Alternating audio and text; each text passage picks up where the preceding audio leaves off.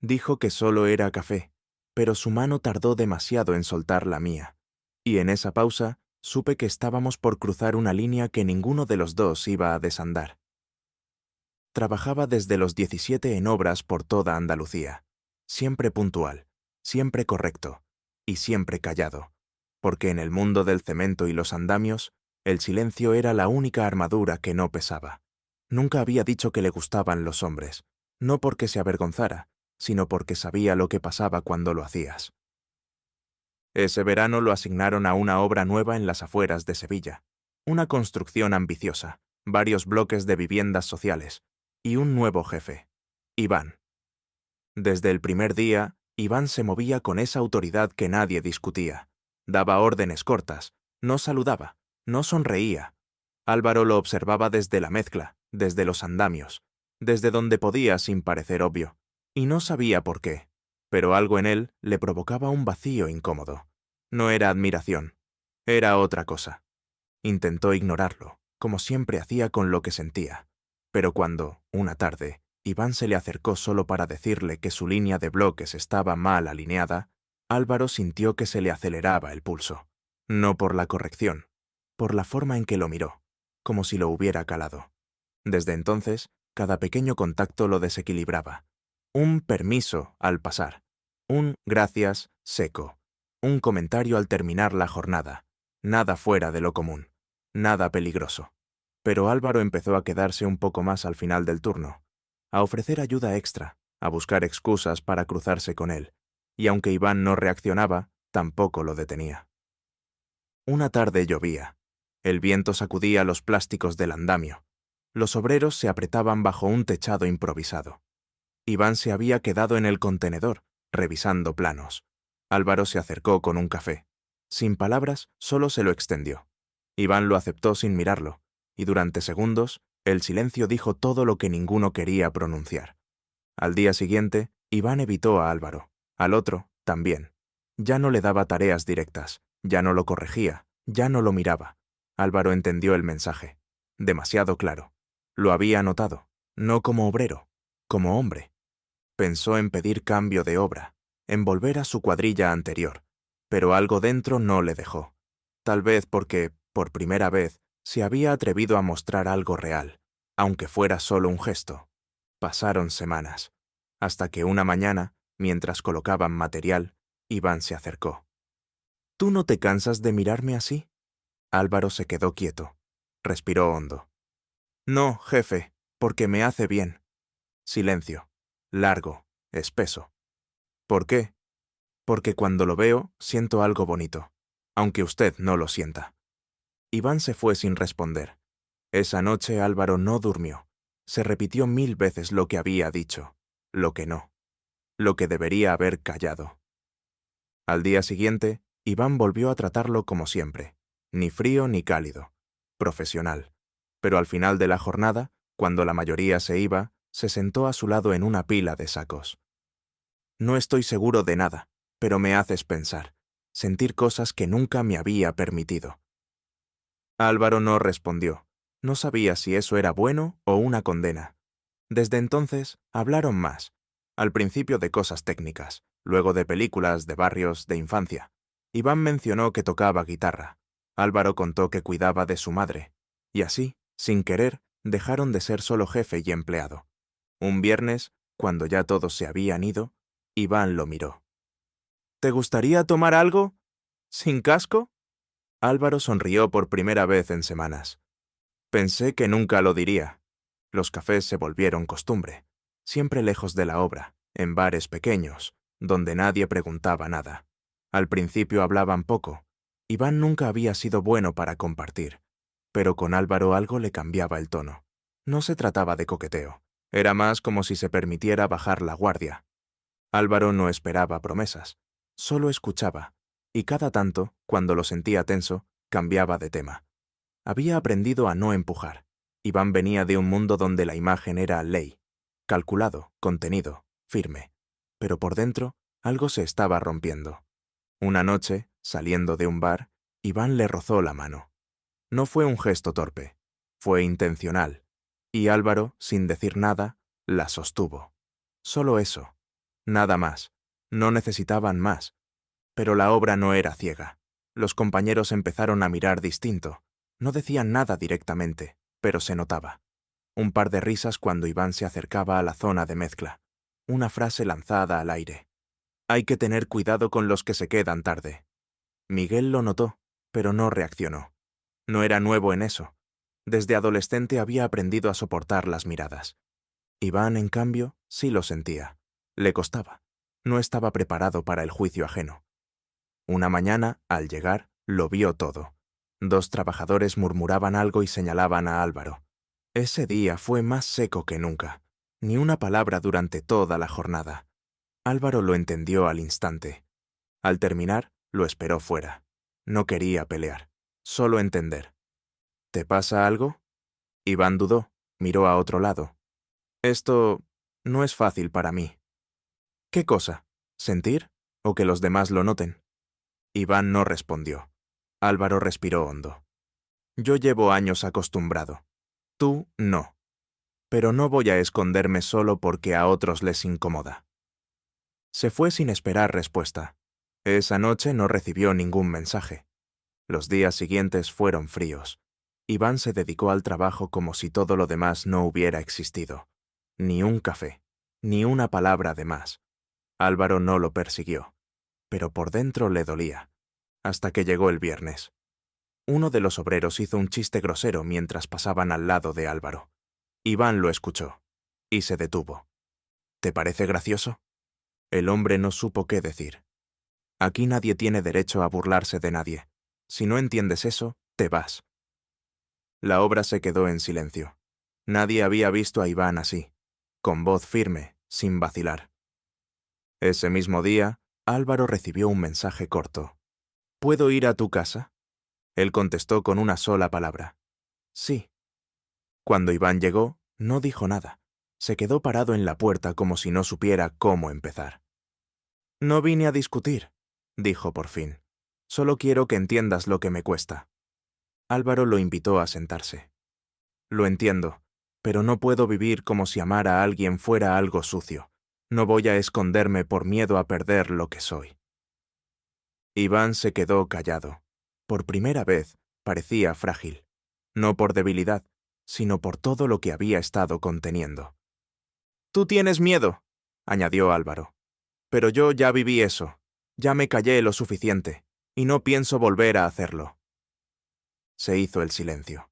Largo, pero no incómodo. Iván asintió despacio. Esa noche no hablaron más del tema. Solo compartieron el espacio. Y eso bastó. Días después, Iván lo sorprendió. Llegó a la obra, dejó los planos y se acercó a Álvaro. Voy a pedir que te asciendan. No por mí, porque lo mereces. Álvaro lo miró sin saber qué decir. No te estoy haciendo un favor, es lo justo. A partir de entonces, las cosas cambiaron. Iván empezó a mirar distinto a los demás, a no callarse ante comentarios hirientes, a tratar a Álvaro como cualquier otro supervisor, con respeto, con igualdad. Pero no todos aceptaron el cambio. Uno de los proveedores canceló una entrega sin explicación. En una reunión, un colega de Iván le insinuó que algunos vínculos eran poco profesionales. Iván lo cortó con una frase. Lo profesional es hacer bien tu trabajo, y lo personal no es asunto tuyo. Aquella tarde, Álvaro recibió otra sorpresa.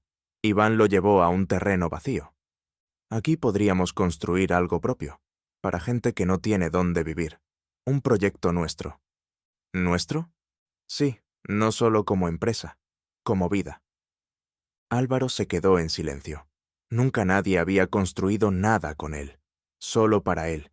Y eso, por primera vez, lo hizo temblar. El proyecto comenzó con entusiasmo. Lo llamaron Fundamentos Libres. La idea era construir una pequeña unidad habitacional para familias que habían sido excluidas por el sistema. Madres solteras, personas migrantes, trabajadores rechazados por su identidad. Una obra diferente, con sentido. Álvaro asumió como supervisor. Iván redujo sus compromisos con la empresa principal y se enfocó en el nuevo plan. Trabajaban sin descanso. Las cuadrillas eran diversas. Algunos venían de contextos duros. gente que sabía lo que era ganarse el pan con las manos. Durante semanas todo avanzó, hasta que llegó el primer golpe. Una tarde, uno de los proveedores avisó que no entregaría más material. Sin explicación formal, solo un correo escueto. Nos reservamos el derecho de continuar la relación comercial. Iván llamó para entender. La respuesta fue clara. Recibimos comentarios. No queremos vernos involucrados en polémicas. No hacía falta más detalles. Ya no era un rumor, era una consecuencia directa. Álvaro se enteró al día siguiente.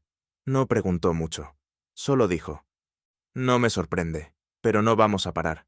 Buscaron alternativas, más caras, menos eficientes.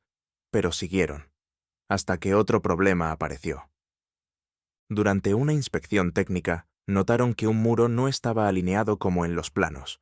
El error no era grave, pero bastó para que uno de los inspectores hiciera un informe negativo. Días después, una nota en la prensa local los señalaba como «constructora sin experiencia queriendo hacer caridad». Iván se quedó en silencio frente a la pantalla. «Nos están esperando un fallo para destruirnos», murmuró. «Entonces que se cansen de esperar», respondió Álvaro. Redactaron un comunicado. No era una defensa, era una declaración. Hablaron del proyecto, del objetivo, de su compromiso. No mencionaron su relación, pero tampoco se ocultaron. Las redes se dividieron. Algunos aplaudieron la valentía. Otros los acusaron de usar el discurso de la inclusión para encubrir favoritismos. Una mañana, al llegar al terreno, encontraron la reja forzada y varias pintadas en el muro perimetral. Frases cobardes, hechas con pintura barata. Iván se enfureció. Álvaro, no, había visto eso antes. ¿Vamos a denunciar?, preguntó Iván. Sí, pero sin escándalo. No les demos lo que buscan. Limpió las paredes con sus propias manos, y al terminar, colgó un cartel nuevo. Aquí no se construyen paredes, se construyen oportunidades. Las semanas siguientes fueron duras. Algunos trabajadores renunciaron. Otros pidieron no ser fotografiados. El miedo era palpable. Iván lo sentía en los hombros. Se lo notaba tenso, ausente. Una noche, mientras Álvaro cocinaba, lo encontró en el balcón, fumando. Algo que había dejado hace años. «No podemos con todo», dijo Iván sin mirarlo. «No estamos solos». «¿Seguro? Estoy contigo. ¿No basta?» Iván lo miró como si eso fuera lo único firme en medio de un terreno que se agrietaba. Esa misma semana recibieron una carta. El banco rechazaba un crédito que ya había sido preaprobado. Motivo: riesgo reputacional. Iván estalló, golpeó la mesa, dijo que ya bastaba. Nos están cerrando puertas por quienes somos, no por lo que hacemos. Entonces, dijo Álvaro, habrá que construir la puerta nosotros. Propusieron una reunión con la comunidad, invitaciones mano a mano, sin prensa, solo vecinos, trabajadores y futuros beneficiarios. El día llegó. El lugar estaba lleno. Iván habló con voz firme, sin adornos. «No somos perfectos, pero hacemos esto con el corazón y con las manos. Si alguien quiere sumarse, bienvenido. Si no, que al menos no estorbe». Al terminar, una mujer se acercó con su hija. Le tocó el brazo a Iván y le dijo: «No me importa con quién duerma. Me importa que mi hija tenga un techo». Esa noche, Álvaro le preguntó: «¿Valió la pena?». «No sé, pero por primera vez no me arrepiento». Era lunes cuando Iván notó algo raro en el celular. Demasiadas notificaciones. Llamadas perdidas de Álvaro, mensajes del grupo de obra, alertas de medios locales. Una de sus obras había sufrido un colapso parcial. En menos de media hora ya estaba en el terreno. Parte del bloque central se había hundido. No había heridos, pero la estructura estaba comprometida. Un camión había ingresado sin autorización y pasó por una zona aún sin reforzar. Nadie lo había detenido. Nadie sabía quién lo envió.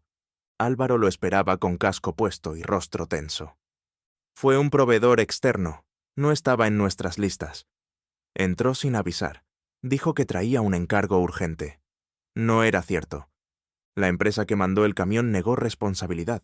Dijeron que el conductor actuó por su cuenta. sin contrato, sin respaldo.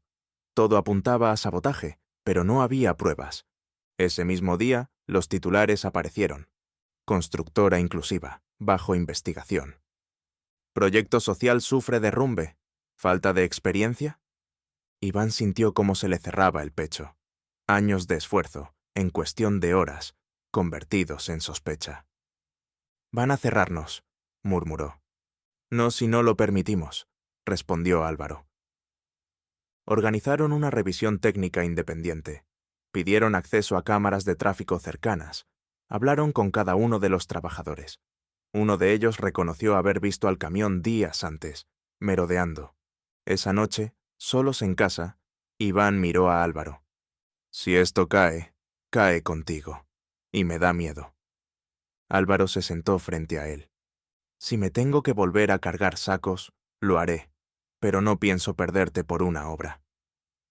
Por primera vez, Iván lloró. Días después, la comunidad local se organizó. Una de las beneficiarias del proyecto, una madre joven, escribió una carta abierta en redes. Contó cómo la obra significaba un futuro para ella y su hijo. Habló de Álvaro, de cómo la ayudó a mover sacos cuando nadie más quería. De Iván, que la escuchó cuando planteó adaptar una vivienda para su hijo con movilidad reducida. La carta se volvió viral. Medios nacionales la replicaron. Una periodista fue hasta el terreno y entrevistó a varios obreros. Aquí no se construyen mansiones, se construyen segundas oportunidades, dijo uno. El gobierno local, presionado por la opinión pública, aceptó abrir una mesa de diálogo. Iván e Iván presentaron documentación, pruebas, presupuestos, planos. Hablaron sin defensiva, solo con hechos. Al salir, un funcionario los detuvo. Van a necesitar respaldo. Busquen aliados. Esto puede salvarse. Iván contactó a una ONG de arquitectura social. Les mostró el proyecto, la historia, las intenciones. Una semana después, confirmaron. Se unirían como coejecutores. Eso cambió todo. El banco que antes los rechazó reconsideró el crédito. El proveedor responsable ofreció asumir parte de los gastos para evitar un proceso legal. Cuando reanudaron la obra, hubo una pequeña ceremonia. Solo trabajadores, vecinos y familiares. Nada de prensa. Una mujer se acercó a Álvaro con su hijo en brazos. No sé cómo lo hicieron, pero gracias. Ahora tengo un lugar para empezar. Álvaro la miró sin poder responder. Sentía que el pecho le ardía. No por dolor, por algo más cercano a la fe. Días después, Iván dejó una pequeña caja sobre su cama. Dentro había una llave. Y una nota. No es la llave de una obra, es la llave de una vida entera contigo. ¿Te casarías conmigo? Álvaro bajó al comedor con la nota en la mano. ¿Y bien? Preguntó Iván nervioso. Claro que sí, ingeniero testarudo. Se abrazaron, no con miedo, no como al principio, sino como los que han aprendido a caer y aún así siguen levantándose juntos. La boda fue sencilla, sin fotógrafos, sin protocolo. Obreros, vecinos, familiares, una pista improvisada en la última obra que entregaron. Un trabajador gritó entre risas. «Cuidado con ese abrazo, no se vayan a derrumbar de amor». Todos rieron. Iván, con voz baja, le susurró a Álvaro. «Ahora sí construimos lo imposible». Pasaron los meses. Fundamentos Libres creció, primero en Sevilla, luego en Córdoba. Finalmente, una ONG de Monterrey les propuso un acuerdo. Construir un complejo de viviendas sustentables durante 2 años. El contrato era grande, más que cualquiera de sus anteriores proyectos. Iván revisó los papeles varias noches. Una mañana, mientras tomaban café, dejó una carpeta sobre la mesa. «Quieren que vaya allá como supervisor principal». Álvaro levantó la vista. «¿2 años? Sí. Tú podrías quedarte al frente aquí, o venir conmigo». El silencio se instaló entre los dos como una grieta que nadie quería mirar. Pasaron días sin hablar del tema. Mencionaban cualquier cosa. El gato del tejado, el cumpleaños de la madre de Álvaro, el nuevo aprendiz que mezclaba mal el cemento. Pero no Monterrey. Hasta que una noche, Álvaro se sentó en el borde de la cama. «Yo no quiero frenar tu vuelo, pero yo también tengo raíces aquí. Mi madre. los trabajadores que ahora dependen de nosotros. Iván lo miró con un nudo en la garganta. ¿Y crees que la distancia nos va a romper? No, pero si no lo hablamos, sí. Decidieron dividir el proyecto. Iván se iría el primer año. Visitas cada 2 o 3 semanas. Álvaro dirigiría en Sevilla. Si todo salía bien, abrirían una segunda oficina. Después, se reencontrarían. El primer mes fue extraño. Las videollamadas no alcanzaban. Las noches eran más largas, pero cada reencuentro valía doble. Iván llevaba fotos de avances, bocetos, historias de los nuevos obreros.